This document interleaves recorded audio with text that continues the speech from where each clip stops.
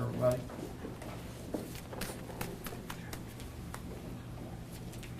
Shane, over here.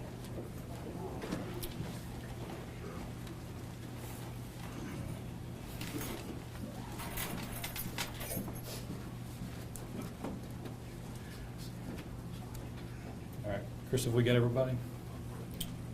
Yeah. All right, good afternoon. Thank you for coming. I am honored to be joined today by a few of the folks up here. I want to take a minute to introduce them.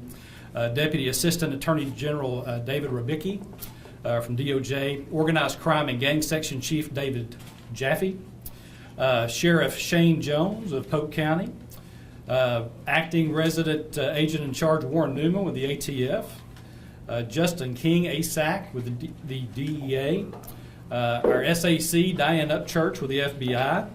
I think I saw Mona Henderson with the United States Postal Service, Russellville Police Department Chief Jeff Humphrey, and I believe State Police is represented by Joe Carter here today, and then our new prosecuting attorney Jeff Phillips is with us. And so want to visit with you a little bit this afternoon about some activity that has been ongoing since last year. And you know, Edmund Burke said one time that when bad men combine, the good must associate. And it is clear to most of us that bad men have combined far too often in our state. It is therefore incumbent upon us to associate and to partner with our fellow law enforcement agencies to combat the violence and the aggression from those who would do us harm. The people with me at this podium are a manifestation of the idea that the good associate and the damage that can be done to criminal organizations when we work together. And so today we announce significant damage to a violent white supremacist criminal organization. Some of you will remember back in October of 2017, we held a press conference in this very room, I believe, and announced the indictment of 44 individuals on federal charges ranging from meth distribution to gun cases. At the time, we suspected that the individuals involved were tied to white supremacist organizations. We said at the time that we weren't done with the investigation, and today we have come back to Russellville to announce the unsealing of 54 defendants' superseding indictment alleging RICO Vicar violations by members of the white supremacist group New Aryan Empire. This group was formed for the purpose of maintaining and protecting the criminal enterprise through intimidation, threats of violence, and actual acts of violence. This group distinguishes themselves by employing a variety of numbers and symbols and tattoos and slogans and hand gestures, including swastikas and Heil Hitler salutes. We are alleging today that the NAE, including its leadership, membership, and associates, constituted an enterprise, as defined in 18 U.S.C. Section 1959. That is, a group of individuals associated, in fact, that engaged in the following crimes with the purpose of retaliation against witnesses in criminal cases: solicitation of murder in aid of racketeering, attempted murder in aid of racketeering, kidnapping in aid of racketeering, maiming, and in this particular case, burning in aid of racketeering, assaults with a dangerous weapon in aid of racketeering, and other federal crimes, including felon in possession and distribution of methamphetamines. Now, I think it's important to note to this point in the Eastern District of Arkansas, this announcement is a little bit unique in that it's the first RICO Vicar case brought in 15 years. RICO focuses specifically on racketeering and allows members of an organization to be held responsible for the acts of the other members, among other benefits. In short, with RICO, if you are a member of the criminal organization, you're in for a penny and you're in for a pound. It is a powerful tool that we will not wait another 15 years to utilize, both for violent crime and for public corruption in white-collar cases when it's appropriate. I want to specifically thank my AUSAs, who will not say their specific name because we're dealing with some pretty rough folks, and also the DOJ and David Jaffe and his group for helping us through this. They have been an invaluable partner. One of the knocks on RICO cases is that they're complex. And that's not untrue, but that doesn't mean that we can't get through them. And with their help, we've done that. We've announced that today. We're going to have more in the coming weeks and months. and it's going to be a tool that we rely on significantly as we move forward. And so with that said, I'm going to invite David Rubicki to come up and address you. Thank you and good afternoon, everyone. I'm very pleased to be here with U.S. Attorney Cody Highland, with DEA Assistant Special Agent in Charge Justin King, FBI Special Agent in Charge Diane Upchurch, ATF's Acting Resident Agent in Charge Warren Newman, Jeff Phillips, who you know as the 5th Judicial District Prosecuting Attorney here in Russellville, also Russellville Police Chief Jeff Humphrey, and Pope County Sheriff Shane Jones. We're here to announce sweeping charges, as the U.S. Attorney said, against 54 alleged members and associates of the New Aryan Empire, or NAE, a violent and highly structured criminal enterprise operating here in Arkansas. As alleged in today's indictment, NAE is a white supremacist gang that grew out of the prison system and affiliates with groups such as the Aryan Brotherhood. Since its founding, the NAE criminal enterprise has moved from the prisons to our neighborhoods, expanding its membership into the thousands. This morning, federal, state, and local law enforcement conducted an extensive sweep across Arkansas, arresting 54 charged defendants who are now in custody and will be held accountable for their crimes. Through operations like this, the Department of Justice is working to dismantle NAE by holding its most dangerous members to account for a string of alleged violent crimes and narcotics offenses. The NAE is reprehensible in its admiration for Nazi imagery and racist views, but even more alarming are the crimes and violence perpetrated by these defendants. Activities that emulate those of other criminal gangs and enterprises throughout the country, like MS-13, the Bloods and the Crips, and NAE's precursor, the Aryan Brotherhood.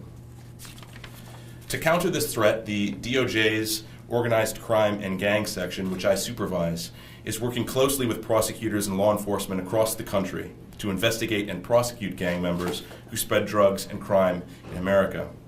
As detailed in today's indictment, members of the NAE engaged in acts of violence in this community in an effort to protect the criminal enterprise and further its goals. This includes allegations of attempted murder, solicitation for murder, kidnappings, beatings, stabbings, often done in an effort to silence individuals the NAE believed were willing to assist law enforcement. In one particularly chilling allegation, a suspected informant's face was severely burned with a heated knife, causing permanent disfigurement. As charged, NAE members also engaged in narcotics trafficking, contributing to our nation's drug crisis by polluting our communities with pounds of deadly methamphetamine. While many of today's headlines focus on the opioid epidemic, methamphetamine remains an all too significant problem in communities across Arkansas. The Criminal Division is determined, with its federal, state, and local law enforcement partners, to continue disrupting and dismantling the NAE and other violent criminal enterprises that destroy our communities with dangerous drugs. I'm exceptionally proud of the prosecutors and the agents who carried out today's law enforcement operations, and I'd like to emphasize that none of this would be possible without the hard work, partnership, and dedication of the prosecutors from the Criminal Division, the U.S. Attorney's Office for the Eastern District of Arkansas, and agents from DEA, FBI, ATF, and of course, our local law enforcement partners here in Russellville and the Pope County Sheriff's Office. They are the real force multiplier on the ground when it comes to operations like this. Violent gangs are a nationwide problem that demand a nationwide solution, and we at DOJ are working shoulder to shoulder with our partners in law enforcement, at U.S. Attorney's offices across the country in sweeping operations like this. This is a great effort, and it really shows what law enforcement cooperation at all levels can accomplish.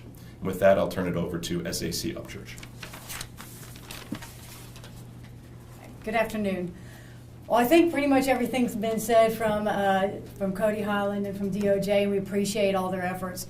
The NAE is obviously a very violent, dangerous hate group. That's all there is to it. And we are very happy that, the FBI has all these great tools to use, including RICO, to deter and disrupt these kinds of violent groups. And we could not have done it without our partners. So we've come up here and basically thank you all for all the hard work that each of you have done, and all the great men and women in each of these organizations. Thank you. Good afternoon. My name is Justin King. I'm the Assistant Special Agent in charge with DEA out of Little Rock. First, I'd like to say thank you to all the collaborative agencies who worked on this investigation, and I'd also like to say thank you to all the investigators, federal, state, local. To get to this point, the amount of work that has to go in on something like this is phenomenal, and also the prosecutors. To have the guidance and the direction to go in this direction. This is a monumental task to get to this day, but it has to be done because these people perpetuate violence and push poison into our communities in order to stay in power and intimidate people. And we'll do everything in the power of the DEA and the Department of Justice to root them out, prosecute them with the full extent of the law.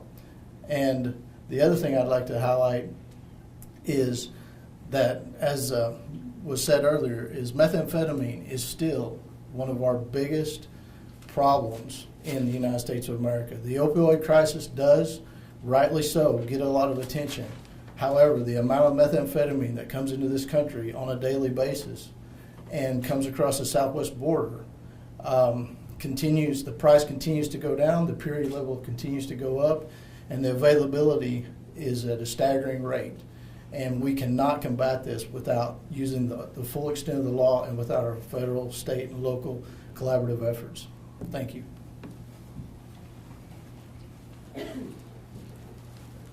Good afternoon. On behalf of myself and Jeff Phillips, the prosecutor for the 5th Judicial District, we would like to thank all of the folks that were involved to bring this case to where it is today. And we look forward to working with these agencies down the road. So thank you so much.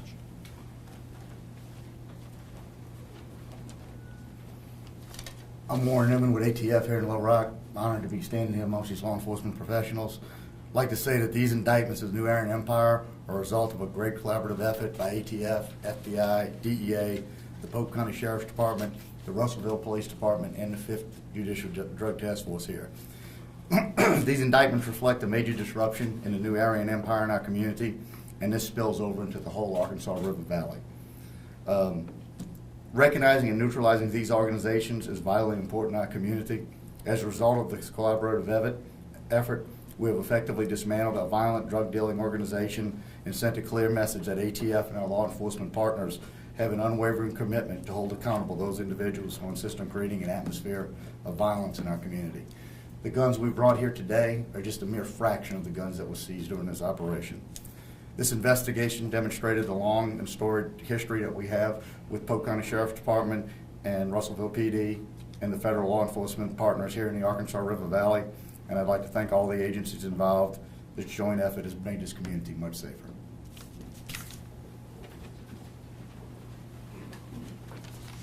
Good afternoon. I'm Mona Hernandez, U.S. Postal Inspection Service. We have one of the most aggressive U.S. Attorney's Office in the country. So I want to first and foremost tell them thank you, as well as FBI, DEA, and ATF, and our other federal, state, and local law enforcement partners for their dedication and commitment to making Arkansas a safer place to live. The Inspection Service is absolutely committed to doing our part in reducing violent crimes associated with narcotics. We remain focused in disrupting organizations who attempt to use the U.S. mail to traffic narcotics, and will continue to do whatever it takes to ensure the safety of our employees as well as our customers. Thank you. All right, we'll open it up for a few questions. Obviously, we can't talk details. I think most of you have a copy of the indictment in front of you with a significant number of facts in that. We'll leave most of those facts for your reading. We'd be happy to try to answer questions that we can. Cody, take me back to kind of the beginning of the sweep. You're, like you said, we were here October 2017. It's now come to this point, and you're getting to the point, this wide sweep of 54 arrests. Right. And take me through your mindset here as all this preparation leads to this moment. Oh, sure. And listen, somebody mentioned it earlier. It starts with the local folks. 80% of law enforcement is local. And so we have to have that partnership. And so, they start pulling on a string, and then we come in and try to help them if they ask us to help. And at that point, things start unraveling for the bad guys. And so I think that's what we see today. is significant damage to a criminal organization that had a bad day. So yes, it lasted. These investigations can go on for a couple of years, months, and this one did. And according to those court records, I believe I read that estimated membership was somewhere approximately 5,000 members. Is that correct? Is it what I'm not sure on that. I'd have to get somebody else to help me with that 54, one. what about everyone Yeah. else? I'm sorry. 54 listed in this indictment. What 54, about the other yeah. members in this organization? Well, look, I mean, anytime you have an investigation like this, it can continue to expand out. And so we consider it an ongoing investigation and will until this thing's taken care of. Right. Among those listed is Wesley Gullett, who's been charged, who is allegedly the president of the group. How much of an impact will being able to charge him have on the further operations of any? Yeah, without commenting specifically on individuals, I mean, I know it's in the indictment. We have to be careful. And again, I think it's important, too, to say that people are innocent until proven guilty, and that's important for us to say that. However, anytime that you can get leadership in organizations like this, it's critical, absolutely critical. And that, again, that's a reflection of the hard work put in by our local folks, our federal folks, and our federal AUSAs who have busted their rear ends to make this happen. Have any details of that 2016 attempted murder of the informant ever been made public? Deborah, I'm not sure. I don't think so. But, I'd have to, I'm getting a no. They have not. And I don't know if you can answer these, but, one I'm sure you can. The River Valley, someone said it encompasses that whole area. How do you define River Valley? Well, I mean, I think that could be subjective. I mean, Okay. For right now, we're dealing a lot with Polk County, and I think that's probably a pretty good way geographically to kind of narrow this in. Somebody can correct me if I'm wrong, but I think mostly it's, in fact, the inception of this, Polk County Jail. So. And one last thing, can you elaborate on what you yourself were the one that earlier mentioned, RICO, and another law to go after not only violent crime, Vicar. but public corruption? Yes, Vicar, and look, RICO and Vicar is a tool that we haven't used in over 15 years in the Eastern District of Arkansas. That changes today. It is a significant tool to help us dismantle criminal organizations. Like I said, it is complex at times, but it is worth the push through. It expands statute of limitations. It allows us to charge predicate offenses in other states that's outside the jurisdiction. It is, again, if you're a member of an organization that we can prove is an organization that qualifies, you're in for a penny, you're in for a pound. And that is a significant tool that we can use in order to combat criminal organizations, whether that is a violent crime organization, whether that is white collar or public corruption. What's the message you're sending now? I mean, like you said, there's a decent amount of members that are still out here that haven't been indicted yet, or if they're going to, up in the air. But what's kind of the message you're sending now as the investigation continues? Like you said, this isn't the end of it. Well, I think it says that there are 54 people who have been charged, and this is an ongoing investigation. I'm not sure that I would be comfortable if I was a member of the organization. Nearly most of the people here from Russell are right around from this community. Yeah. You think this is the headquarters, ground zero? I think so, although one of my AUSAs was holding up a paper sign that said Yale County. So I think we probably have some from Yale County as well. So. And when we talk about the methamphetamines, give us, our viewers, an idea of what we're talking. You're talking massive amounts, correct? Yes, copious amounts of methamphetamine.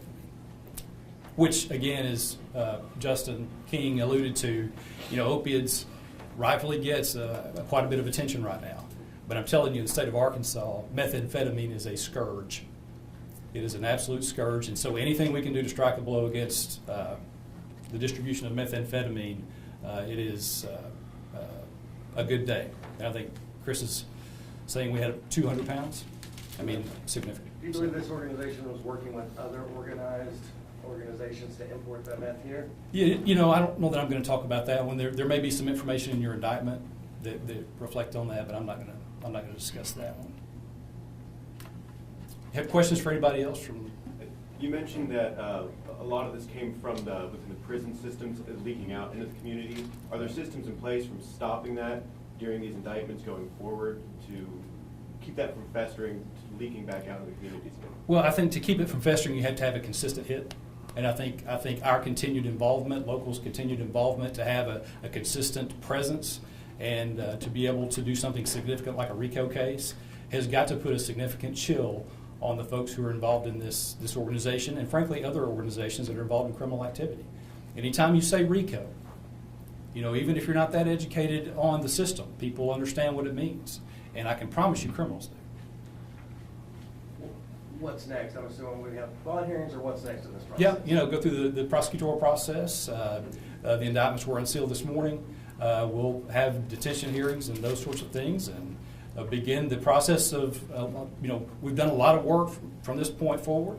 Going forward, we've got a lot of work to do with prosecution. And so that's how this works. I mean, these guys bring us the cases and do a great job, and they work with our folks, and we work with the DOJ to make sure that it's a case that we should be bringing. And once that decision's made and indictment's been received, that's when the real work begins for our office. And look, I can't say enough about my USAs. They are neurotically productive and do an incredible job. And in addition to that, they are committed to their community. And that is it's an incredible. You ask these folks that are up here who get to work with them. They are the tip of the spear for what we do. And what we do matters. What we do matters for communities. It matters that we get up every morning. It matters that we do our job right. And we have people in our office who do just that. And so I'm proud to work with them. Yes, ma'am. There are a couple recent cases in Polk County that related, if not directly, indirectly to white supremacism. The 2015 or so murder, or 16 of the two guys at the salvage yard.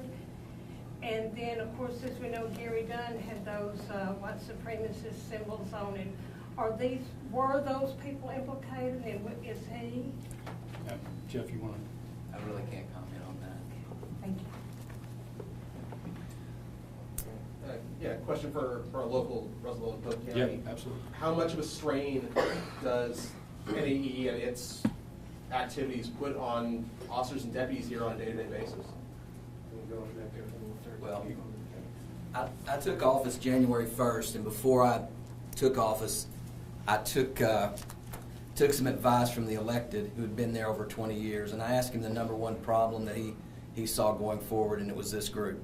So that's the best I can answer. That pretty much says it all. He's watched them develop. He's watched them grow, and I hope he hears about this because he's going to be happy.